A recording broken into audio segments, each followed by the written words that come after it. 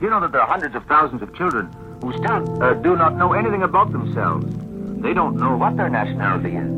And that's the job of the welfare officers who go to Germany to sort these kids out. The welfare officer will go in and let's say that he has a clue. He thinks a little girl living with a German family is of Czech parentage. He'll visit the family and put many questions with permission of Allied military authorities. And the German family will probably lie and claim the girl is theirs. But perhaps the investigator will come upon a Slavic name, and that gives him another clue. He examines records. They then study the little girl's face. They ask her questions, but she knows nothing. Her eyes are big and wondrous and filled with the openness of a child. She speaks only German now. Then the welfare officer will speak to her in Czech, or Polish, or Russian, or French, or Yugoslavian. He'll fire the questions at her, but no response. He'll wave in front of her toys, characteristics of different nations, hoping she'll respond. They will suddenly thrust something in front of her, hoping that she'll exclaim in her original tongue, but no response. These officers run through all the tests, and if they fail, they try two final ones. They'll sing lullabies in different languages, hoping for some light in the child's eyes. And when that fails, they'll usually employ the most thrilling word in the English language, mother. They will say mother in Czech or Polish or Russian or French or Belgian in the hope that that will open some inner door. And the strange part is that it doesn't always, for so many thousands of children don't even know what mother means. But when this trick brings response from a little kid, then the problems of welfare start anew. Perhaps the child responded to the Czech word for mother, so they think maybe she is Czech. But who is she? She can't tell them, for she has lost her language and only speaks German now. Where is her mother and father? That poses new problems. Records are searched. Parents of lost children send in pathetic photographs and documents. And then photographs of the child are posted, letters exchanged, and the pathetic search goes on while the child stays in Germany. Allied military authorities will not let the child go until it is proven legally that she is Czech. If there are no parents left, the child will go to a nursery. And in Czechoslovakia, there are thousands of these war orphans in all countries. But such is the mood of these people to rebuild that Czech families en masse are asking for adoption, begging to take over these innocent victims of man's devilishness. But often in this drama of lost children, the welfare officers do find the original mother or parent. But when the child comes back, she enters the threshold as a stranger, having forgotten her language, unable to speak to her mother now, afraid, lonesome, and now longing for the people who cared for her in Germany. What a mess it is, and there are thousands of cases, some of them will never be straightened out. But it's surprising what a little care and warm milk and clean clothes and bread and toys will be due. That's where the United Nations comes in. That's Canada's chance. Seize it well, friends.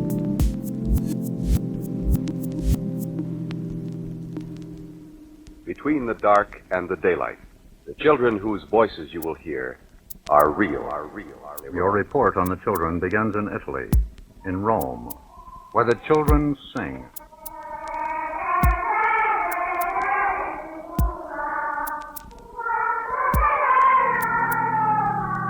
Bella Roma, they sing, and Rome is beautiful, even to orphans. But these orphans are like no kids you've ever seen before. An American girl who helps care for them describes some of them. Well, Vittorio's sitting over here on the bench, cocking his head this way. He can't see anything, but he knows something's going on. And little Juliana has no legs. She's walking around on wooden stumps watching. And little Christina, she's just gotten out of the hospital. She's here with her crutch and one leg gone almost to the knee. There are 24 of them. Among them, they do not have the usual number of eyes, legs, arms, or parents. The American girl has one special child with his own special problem. Italo Grande has both arms gone to the elbow. He's totally blind, with black marks on his face. Italo will never learn Braille, as all the children here are being taught to, but one day we came across him trying to learn, with his nose pressed to the Braille. You see him go over into a corner and try to read Braille with the tip of his nose. Will he ever learn? Could you? Where the children have mothers, the Children's Fund gives them one hot meal a day, spaghetti, bread, milk. At a feeding center in a huge hall near the Coliseum, you talk to a mother. You ask her what she needs most. What do we need? Food for the babies, milk, and chocolate, and a dress. We need very much dresses for the baby. We have not enough. Suddenly she stops. I'm very much embarrassed. Excuse me. She is embarrassed because she has had to beg. But the Children's Fund doctor, who has brought you here, is not ashamed to beg for help. Remember, he says, that it is not the children's fault that they are hungry. You go on to another country. You fly south across the Aegean to Greece. And in Athens, in the very shadow of the Acropolis, you talk to a woman who sings no lullaby. No lullaby. When you have heard her story, you understand why. Her name? Calliope Petropoulos. Calliope, the name of one of the muses. How does this modern Calliope live? I work 3 or 4 days a week. And what does she earn? I take 6,000 drachs a day. 6,000 drachs a day. And in Athens, a loaf of bread costs 5,000. You have come to talk about her child, so you ask where it is. He had died today 15 days. It died 15 days ago. You ask why. He had nothing to eat, so he died. It had nothing to eat, so it died. It's as simple as that. And what would Calliope ask an American mother? I would ask her, with what are you feeding your child that it looks so fat, so nice? She asked, not with envy, only wonder. And now, on the journey north to Czechoslovakia, you remember a fragment of verse you learned as a child. Between the dark and the daylight, when the night is beginning to lower, comes a pause in the day's occupation that is known as the children's hour. Now it is another country and another language. You are in a girls' school in a working-class district of Vienna.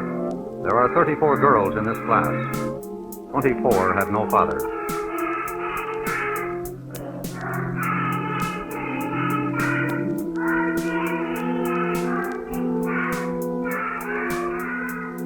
As they sing a song about a hurdy-gurdy, which goes so fast they lose their breath, you pick at random one little girl. What's your name? Wie heißt du? Rosie Schmickel. And how old are you? Wie alt bist du? 8 years old. What did you have for supper last night? How much milk did you have? She shook her head. Why didn't you drink any milk? We don't get any milk, she says. You recall a sign on the schoolhouse wall, left over from the war. It says, Sieg jeden Preis. Victory at any price. And the price? Yesterday, I saw a little boy outside my hotel, and he was standing there with a spoon in one hand and a biscuit, a plate in the other, and he wanted the people in the hotel to give him food. Would they do that? Yes. Why would you do it? She takes a long time answering. Then, why would she beg? I really have. Because we have nothing. Victory at any price. Another little girl catches your eye. I'd like to ask her, does she like school? Gehst du gerne in die Schule? Yes. Oh, good. Why? Warum? Es lustig ist. Because it is great fun. Great fun. But these children are hungry. So you ask the teacher, how do they behave? They fall asleep all over and over again. They don't sleep really, but they just sort of sink into their chairs, and they are so exhausted that they are listless. And the teacher herself? I too am very tired very often. The hungry teacher cannot do the work as he should do it. Meanwhile, the children are getting their noonday cocoa, furnished by the United Nations Children's Fund. As they line up, you ask one brutal question. What would happen if the food stopped? They would starve more than they do today. The The darkness deepens as you go to another country, the place it all began, Germany. But the song is not German. Neither are the children singing.